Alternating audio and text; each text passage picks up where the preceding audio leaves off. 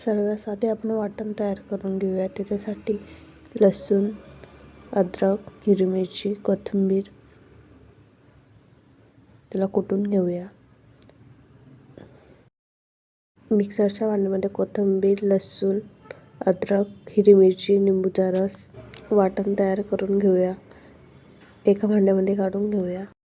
वडे बनवण्यासाठी 1 वाटीभर बेसन पीठ घेऊया. त्याच्यात जिरं ओवा मिक्स करून त्यात हळद, धना पावडर, तिखट, मीठ, सोडा टाकून घ्यावे. थोडं पाणी टाकून मिक्स करून घ्यावे.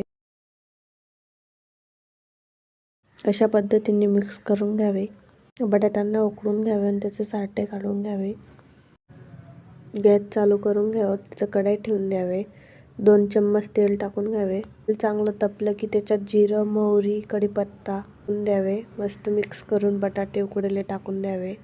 हळद, मीठ टाकून चांगलं मिक्स करून घ्यावे.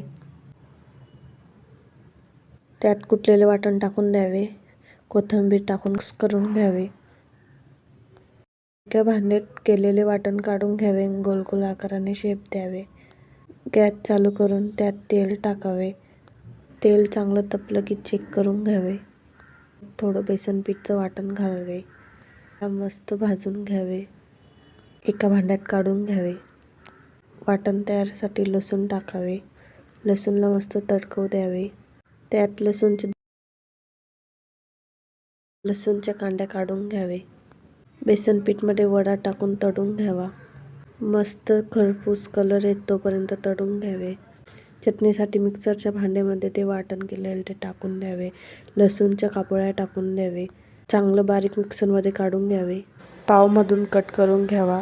त्यात हिरवी मिरची, लाल चटणी भरून घ्यावी. इथं आपला वडापाव तयार झाला आहे.